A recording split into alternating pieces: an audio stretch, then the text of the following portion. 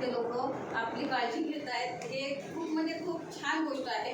आणि त्यांना पण बराचसा फरक पडला आहे. त्यांनी पहिल्यांदा ते म्हणायचे हे मला फरकच नाही पडत, मला काहीच वाटत नाही, मला बरंच नाही वाटत आहे, असं ते म्हणायचे पहिले. पण नंतर मग ज्यावेळेस त्यांना मी म्हटलं की कुठल्याही गोष्टी तुम्ही बघता नाही पॉझिटिव्हली बघा, म्हणजे मला बरं वाटतच नाही किंवा वाटणारच नाही असं बोलून चालत नाही.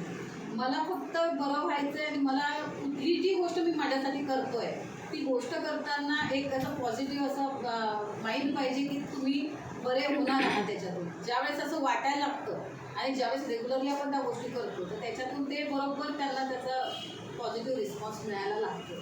बरं वाटलं त्यांना बऱ्यापैकी. त्यांना मानेला थोडा त्रास होता तर तोही बऱ्यापैकी, म्हणजे काही ठिकाणी गादी झिजली आहे, काही ठिकाणी गादी बाहेर आली आहे, बाहेर सरकली आहे. तर डॉक्टरांनी पण सांगितलं की तुम्ही ही थेरपी घ्या, ती थेरपी घ्या. पण ह्याच थेरपीने बऱ्यापैकी त्यांना खूप छान असं वाटायला लागलं.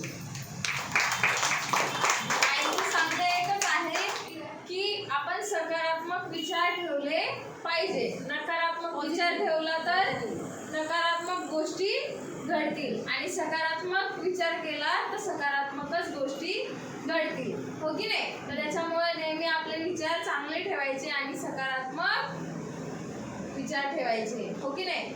सकारात्मक विचार केला ना तर आपल्या शरीरातली ऊर्जा सुद्धा जास्त वाढत असते, हो की नाही? वाढते की नाही वाढत? आणि नकारात्मक विचार केले ना तर ते माणसाला कुठे ना कुठेतरी अजून जास्त कमकुवत बनवायला लागत असतात. त्याच्यामुळे थेरपीला येत आहात तर सर्वांनी सकारात्मकच विचार केले पाहिजे. आईसाठी एकदा जोर